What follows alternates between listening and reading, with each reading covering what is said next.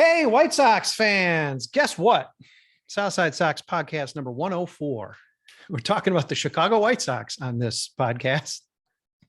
I'm Brett Ballantini, your host. I don't want to talk about the Chicago White Sox, but it's the Southside Sox podcast. Don't really have much choice. Lucky to be joined by, otherwise I'd be talking to myself and it would probably be more expletive filled, probably a lot more dead air if it was just me talking. But joining me out of the Indianapolis field office, it is Super Joseph Resis, Trooper Galactus from Parts Unknown, Dante Jones. The streak is on. The streak is on. And hey, the guy who got Dante onto, or helped get Dante on, introducing me via Southside Sox, it's Zach Hayes. It's sort of like it's a Zach Hayes, Dante Jones power duo. I like it. Joining on the podcast. Hey, the White Sox won today. It sure didn't feel like it, but the White Sox won, and they are a game over 500. It's probably been circulating around, but I think I saw it from Jesse Rogers, ESPN. 22 straight games. The White Sox have been within a game of 500. I believe Zach Hayes in Six Packs has been pointing that out. That's the sixth longest streak in baseball history. So don't let them tell you the White Sox didn't accomplish anything in the 2022 season. Let's see how long they can stretch it. Something tells me it might break north of the border because they're facing a tough team in the Blue Jays. Hey, hey, fellas, let's talk White Sox. How you feeling right now? Okay. Yes, I feel, despite how weird the game was today, it's still a win. I will take a win however we can get it. Slight correction there, still at exactly 500. They're 23 wins, 23 losses, and so they need still, yeah, their situation overall is still maybe slightly worse than being a game above, but yeah, maybe they'll get there with the next game. Wouldn't count on it though. See, look how sunny I am. I'm giving them an extra win. Oh man, White Sox are going all the way. Yes. But yeah, hopefully, I know I said this last time they faced the Cubs, like maybe this was sort of the moment they were able to turn around their season. If we look back at things, like maybe that we could look at the bottom of the ninth inning today where they just got really lucky. Like Adam Engel had that accidental single on the check swing, and then the pass ball by Higgins, who was stopping some tricky ones during this game today, but he let that one get by him in the ninth to tie the game. So maybe we could look back at this later on in the year and say like, okay, this is where the fortunes kind of changed for them. But yeah, overall, like, yeah, not thrilled. Yeah, happy about the game today, but not thrilled with them being 500 and especially with Tim Anderson, their most valuable player so far, potentially being out for a while. That's certainly the biggest individual concern that I have right now. Burying the lead, Brett Ballantini burying the lead. Well, we'll get to Tim Anderson, of course. A very sunny take from Joe Resis. Would expect nothing else. Our good friend leading off the Bird app, our good friend Tom Fornelli saying, just 2 more wild pitches to a victory. That feels like what the offense is these days. And without Tim Anderson, this is what the offense is. I guess we can jump right into Tim Anderson or just general assessments on this team, because you know what? This team is not very good with Tim Anderson hitting lights out, as again, Zach Hayes did so well in his analysis toward the end of the week. I think Friday it was. Fantastic piece. And it, without Tim, what are we going to do with this team, guys? Hey, I got a pocket schedule headline for you. Please, Brett. We're playing for draft picks, everybody. Because let's put this into perspective. They already put him on the IL. We're going to wait and see before we take action. He's like hurt. It was bad enough that he went straight on the IL. Yes. So I think it's reasonable to say we're looking at a pretty significant period of time where Tim Anderson will not be on this team. To put that into perspective, Tim Anderson was on his way, even despite having missed I think he'd missed about 6 or 7 games so far this season. Even considering that, he was on his way to contending for an MVP. He was on his way to putting together probably the best position player performance by wins above replacement that this team has had since Albert Bell in 1998.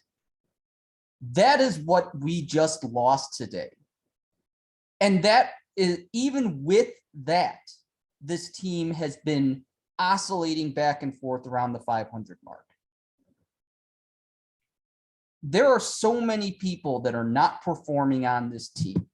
There are so many, and there is not much help coming. I mean, we have been yelling for Yolbert Sanchez to get the call up, but he's not really much of a solution when it comes down to it. You're really just hoping he can provide credible performance in place of guys who are well below replacement level at this point.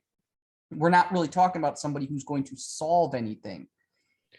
And Yeah, we have nothing to trade for solutions. Yeah, Trooper, let's put a pin in that. That's really something I want to devote a section of this podcast to, really looking forward and seeing and inviting this panel to be sunny if possible, as to best case going forward, because it does look dire, although you've already laid out some nice foundation. But let's just pause that for a second. The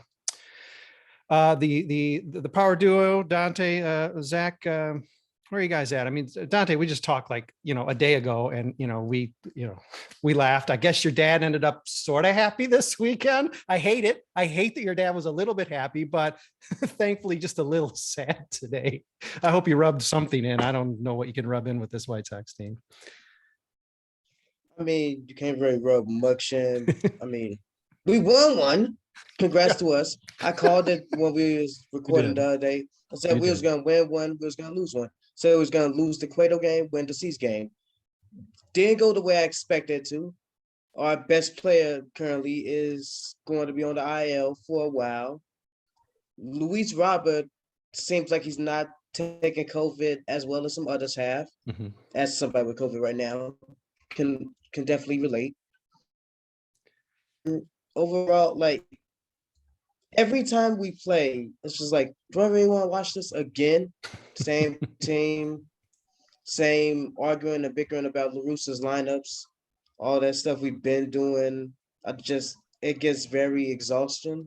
But again, beat the Cubs 3 out of 4 times this season, so we'll take the little victories. Yeah, it's a little victory, and it might be one of the few we're going to be able to claim by the end of the season. Zach, give me some hope, or give me reason to feel even sillier that I gave the White Sox an extra win. Where are you at? I'm feeling a lot of deja vu, honestly, because this feels familiar. This feels like this could be any number of mediocre seasons. Podcast here. 2016, 2016. Yeah. Like we've been here before, and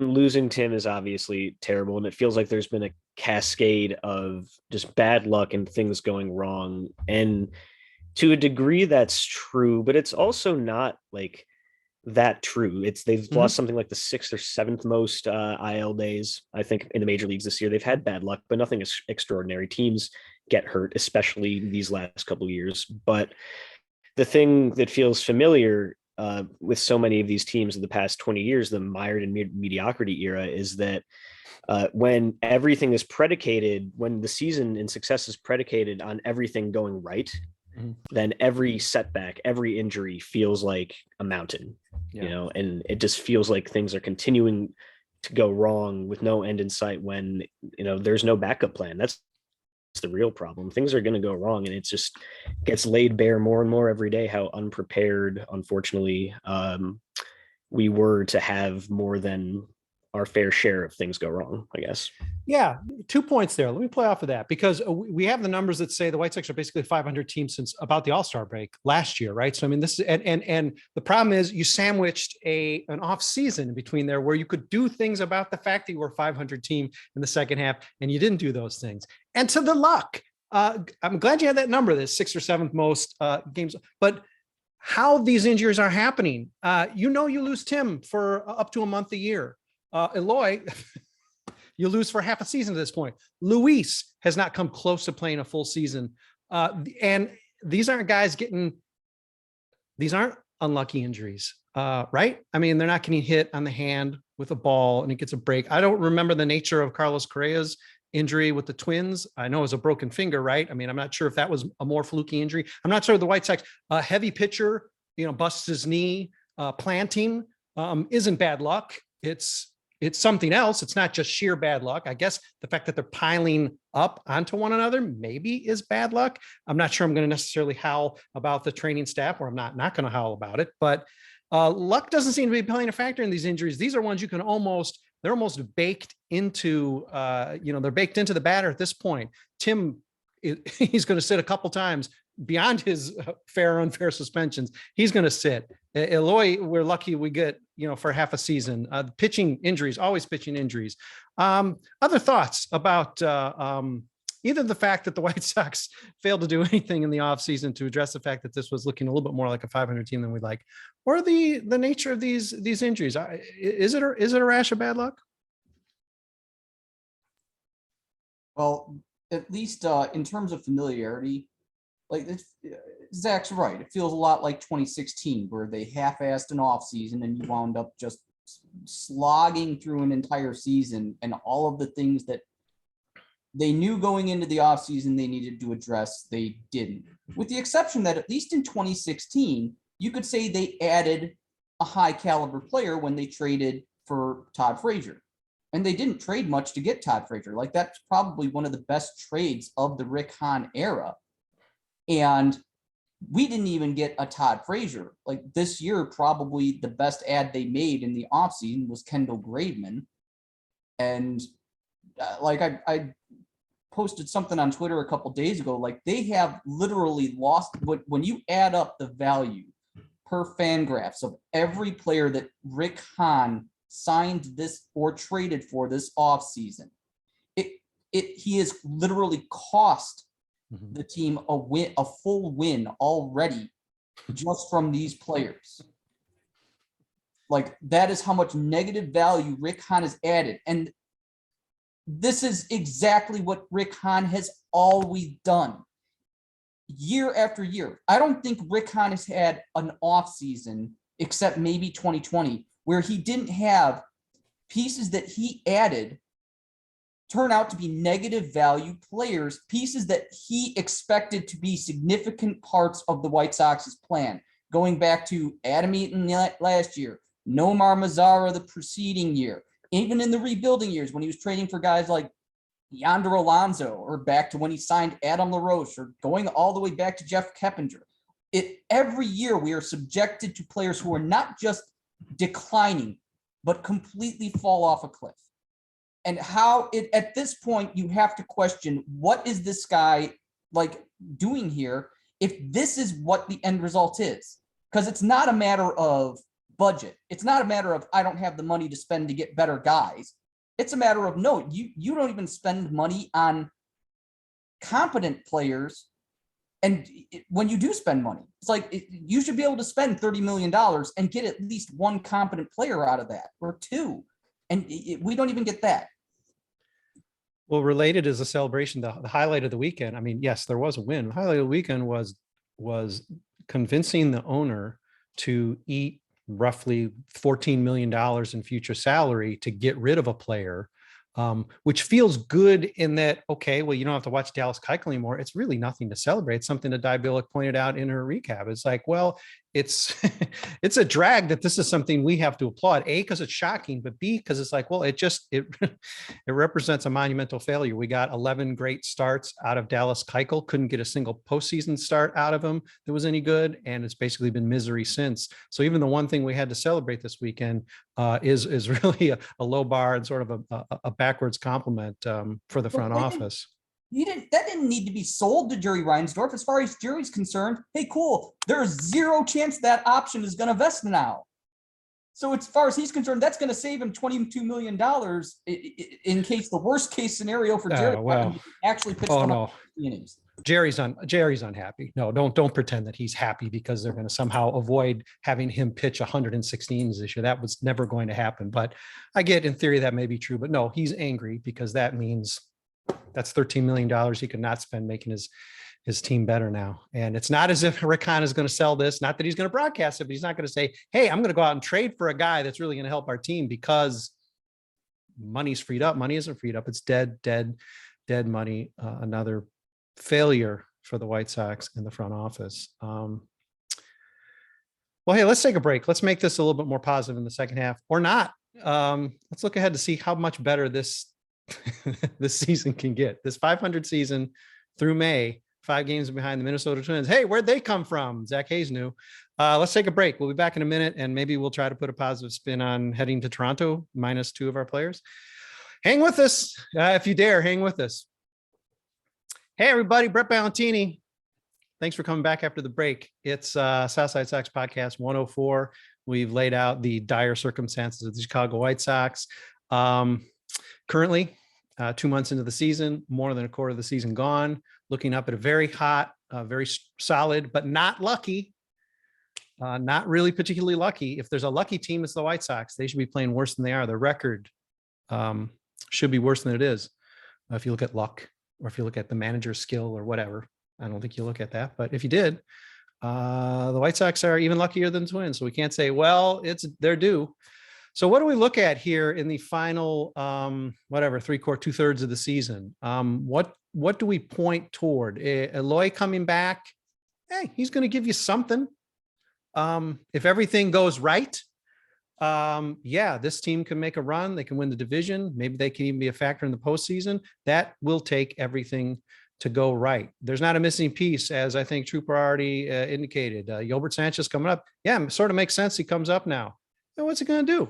Okay, maybe he shores up second base, so you don't have to watch Josh Harrison anymore. How much is that going to add? Addition by subtraction, but that's about what it is. He's a rookie. Give me something I can hold on to here in the latter part of the season.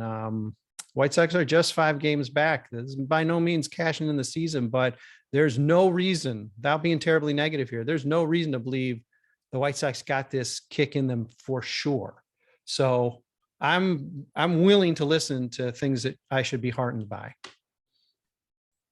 Yeah, at the very least, the season actually isn't really over yet. If they're in pretty much any other division in baseball, it almost certainly would be. Yes. If they were in the AL East, if they're in the NL Central, if they're in the NL East, if they're anywhere, it's done. But there is a world in which they kick around 500 just long enough for maybe a few veterans start getting into a groove. Maybe Eloy comes back and doesn't actually suck. Maybe Lance comes back and hits his stride. And for all we know, maybe 2-3 months from now, they're kind of in the same position where they're still floating 3, 4, 5 games back, and you're always one winning streak away. And that just wouldn't be true in any other division in baseball. And that still requires a lot of things going right. But I actually don't think we have to fully stick a fork in it yet, which in and of itself is like the best thing you could hope for when you're talking about losing, again, a projected MVP candidate with pretty much nothing in the way of competent replacement. Yeah. I think Yoan Moncada is due. He has been off to a very slow start. And I don't think that will last the rest of the way. I think he'll be a big part in terms of the White Sox ability to hit right-handed pitching, which they've really struggled with this year. Grandal, I don't think is already in the this far into the decline phase either. And it has certainly been surprising to see him hit as poorly as he has. So I think between those two players starting to swing the bat a little bit more, that will solve a major need, because their platoon splits against righties and lefties are massive right now. Entering today, their OPS plus against righties was 115, and against lefties it was only 81, which is very bad, especially because they face righties far more often, about 4 times as often, in fact. If they have that split at the 81 OPS plus against righties the whole season, then that's a big problem. And they certainly won't be doing anything special this year if that continues. But with Moncada and Grandal, I think those guys will eventually hit closer to their potential. Yeah, it's going to take that and more. Really, it is going to take that and more. There are things we have to assume happening, going right. We have to assume at this point, Lance Lynn comes in and doesn't obviously pitch like Dallas Keuchel, but actually pitches very, very well. Kopech, he's going to have to sit. He needs a break at some point. He's not throwing 150 innings, even just that many innings. He's just not. If he is, okay, well, okay. It doesn't seem like the smartest strategy, but okay. A ton at this point. The fact that they punted, or they're basically a quarter of the season's off the board at 500. They punted enough and missed opportunities enough that almost all of the stuff has to start to click. Every little guy they bring up is going to have to really click instead of whatever it's been. They got no right fielder. The bullpen is the pitches is actually pretty decent, but it's it's going to have to be more decent. Other things to feel good about as we as we look. Let's just say the stretch to the All-Star break, which could very well be without our MVP candidate shortstop for the entirety of it. Let's just look at maybe through the first half of the season. Is there a kick coming? Is there stuff we can look at, beyond what Joe said, where Yoán and Grandal should hit better? Well, you can at least point to the starting pitching still being a strength. So he's had an excellent outing today. Cueto, even though he gave up the first runs of the season and Tony left him hanging out to dry far too long, he still had a solid start and was in line for a quality start, under competent management, which we don't have. And it's still a strength. You have with Cease, Giolito, and Kopech really picking up the front of that rotation. Cueto's doing pretty good at the back end of it. Really good, honestly. And assuming Lynn comes back of some semblance of his former self, then you've got a pretty good 1 through 5. That's something to feel good about. The bad part is I don't know what solution there is to the offense other than these guys we have here right now just got to start hitting, period. Rick Hahn hauled out, another old favorite, back of the baseball card in an interview earlier. And it's like, okay, there's some truth to that. Guys like Grandal, guys like Abreu, they got to hit to they've done historically. But this offense was also built very heavily on a lot of assumptions of what we thought guys were going to do.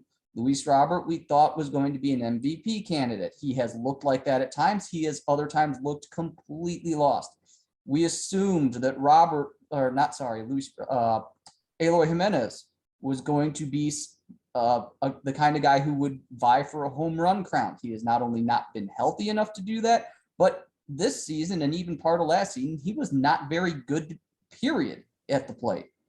So we've got a lot of places we thought we were going to get run production out of. Yoan Moncada, another example of somebody we thought would be more of a run producer than he has been. And AJ Pollock, very disappointing so far. I think by F4, he is currently the worst player on the roster because his defense is really taken a hit. So they have the starting pitching to make a championship run, to make a postseason bid. But this offense is so broken right now and unfortunate. And I wish there was some way I could think of to fix it beyond just saying trade everything possible for Juan Soto and hope that Nationals go for it. But I'm kind of out of solutions at this point. But Rick Hahn's being paid to do a job, and he needs to find a solution because I don't know that it's here right now. Well, Connor Pilkington's. Connor got traded last year. Yeah, White Sox got nothing to trade. They're not going to be. Can Connor Pilkington play second base? There's not going to be. Yeah, there's not going to be any moves. I mean, we know they cannot make the impact moves they made last year. So I don't think that's going to be an option for optimism. But are there other options for optimism, panel? You read and listen to people around the team and around the offense right now, and they all say that everybody's pressing right now. There's a lot of pressure. Nobody's happy. Everyone looks dead in the eyes. So maybe this will take a little bit of the pressure off and they'll get to sit back and start to play a little bit more relaxed now that people really, now that expectations have fallen to the basement a little bit. And sometimes that's what it takes. I don't know, but you would hope not, but that fucking sucks. That's ridiculous. That's ridiculous. This is a contention window, and now we've got to be like, no, I appreciate hearing that. I'm speaking nothing but facts, and you're hearing nothing but facts. That's Sad as it may Oh, be. that's awesome. That's That what is we're awesome. banking on We're at at the this point where yeah. it's like, hey, we're going to just draft behind Minnesota, and then September, man, they're not going to know what hit them. Hey, listen, it could work. I mean, I'm laughing. It could work. It's just, good Lord Almighty. This is the team that was literally wasn't 100. It was 100% chance playoffs, right? It was like 99% chance, right? I'm not making that up before the season. Now, of course, before the season, who cares? Before the season, Yasmani Grandal was the best catcher, a projected best catcher, and like the 5th best player, right? In the majors. Now, that ain't happening, but I know projections, but oh man, it's not June. And now it's, well, nobody cares anymore. So maybe they'll start hitting. Hey, listen, might as well try that one because nothing has worked so far. And yeah, who knows? Dante, you got any hope for me? I mean, the hopeful thing is we can race ourselves to either being like somehow winning the division, like Zach said, it's the AL Central. Yeah. So Yeah. very winnable no matter what. I mean, it took us until the middle of September win last season. And another good thing you can hope for is if we bottom out, like say Tim's out for like 3 months, if we bottom out, hopefully we can see some of the younger guys get called up so we can see what we have. Because I've talked with people about this all the time. I don't like our minor league farm as constructed right now. So maybe a little losing could give us a chance to see what we have for the future and see who we need to trade, what to trade for in terms of assets, instead of hoping and praying that no one gets injured, even though, like you said, Tim's good for a month out. Eloy's good for half the season out. Luis Robert hasn't been healthy. And yeah, we have no backup options. So it'll be just good to see if any of these guys are plausible options. Yeah. Dante, I thank you for making the point about the AL Central, because I did want to bring this up. I was looking, why is the AL Central as bad as it is? Because I said before the season, I thought that the division was going to get better, and they look like crap right now.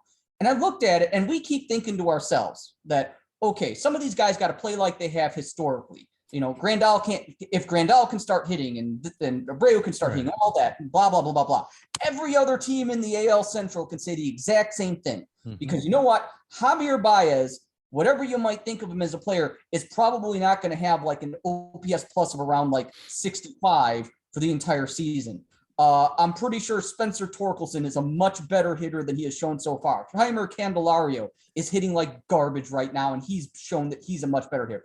Just top to bottom, that Detroit lineup is underperforming what they would normally be expected to. The Indians had, last I checked, a positive run differential, and they're slightly below 500, unlike the White Sox, who are like at negative 40 right now. Yep.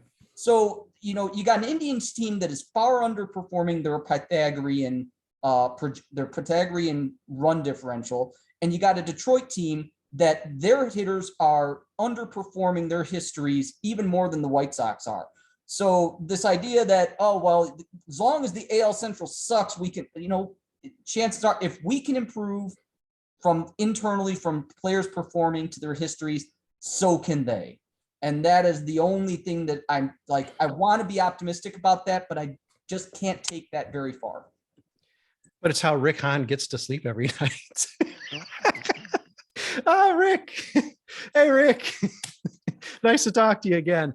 See, Trooper got so fired up, he forgot the Indians aren't even in the league any longer. Yeah, AL Central, I'm not worried about the other teams. Detroit's barely, they're one, maybe the team that's more disappointing than the White Sox. I'm worried about the Minnesota Twins. Zach, I think, was worried too about them. Probably many of us thought they were maybe due for a bounce back, and hey, they got no pitchers, or whatever, or they haven't hit by injuries. Well, Correa's been out. Sano's been out. It's not like they're not been touched. I don't know that they can just conjure starters at our level just out of thin air.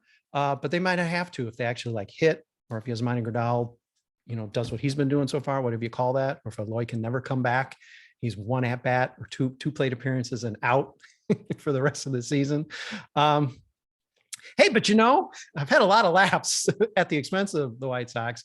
Other thoughts that can keep us maybe a little a little positive. I mean, the starting rotation is nails, but I'll be honest, Michael Kopech is not going to, if he's even going to be as active as we hope he is. I mean, again, he's going to have to see. All right, let me just ask you, how many innings is Michael Kopech going to get this year? I mean, going in, we figured maybe 130. He maybe give you a Carlos Rodon year last year. And that's not because of injury or whatever. That's just because of managing a guy who has never pitched this much in the major leagues. And he's been off essentially three seasons, if you from a starting position. How much are we going to get out of Kopech? Not as much as we probably need to really make a serious dent in the Twins lead, unfortunately.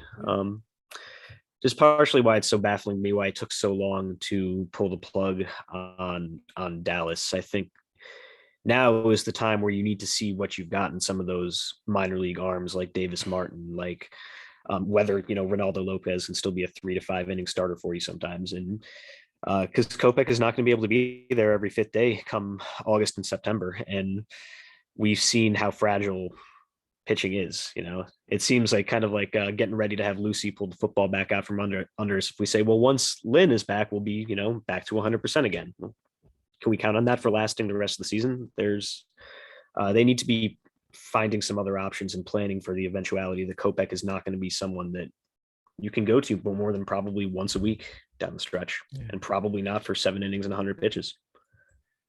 And I'm terrified to think that somehow, because it's going well, I cannot fathom the White Sox would goof around with that. But it terrifies me to think that they're gonna move the goalpost a little bit with that. Going in, they said maybe cap 150, including a postseason starts, which might be laughable now. But I mean, I'm terrified that, and listen, I want to be old school and say, the guys would throw 300 innings. Well, this is not the way max effort every pitch. It just doesn't, that's not the game today. Right. So you can't do that. And you do have to baby, if you want to call it baby, and you do have to baby starters, especially when this guy is nails and he's providing you enormous surplus value this year. And his season could end today and he's provided incredible value to you, but you can't mess around with that just because you don't have other options, because Davis Martin is the one guy you think might come up and give you another 6 innings and 2-3 earned runs.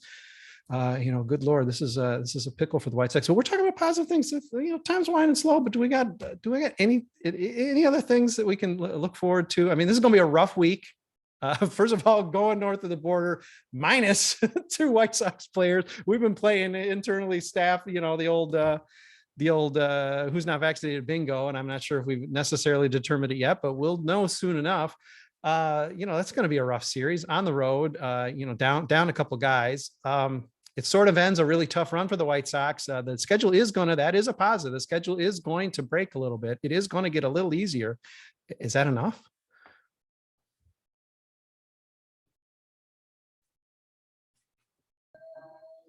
It'll be enough for now. Like, the idea is, since it's going to get a little easier in the second half, as long as the White Sox can maintain enough, maybe get a few extra wins here and there, and somehow go into the break only 4 or 5 games out of first, we can always have a chance to just make that to catch up, because the Twins also have a difficult second half themselves.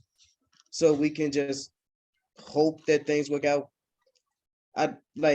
If we want to be positive about the White Sox, I don't know how we can after all these years, but if we're going to try to be positive about the White Sox, we still have all-star caliber players and talent. So if the talent can perform, then we always have a chance. Yeah.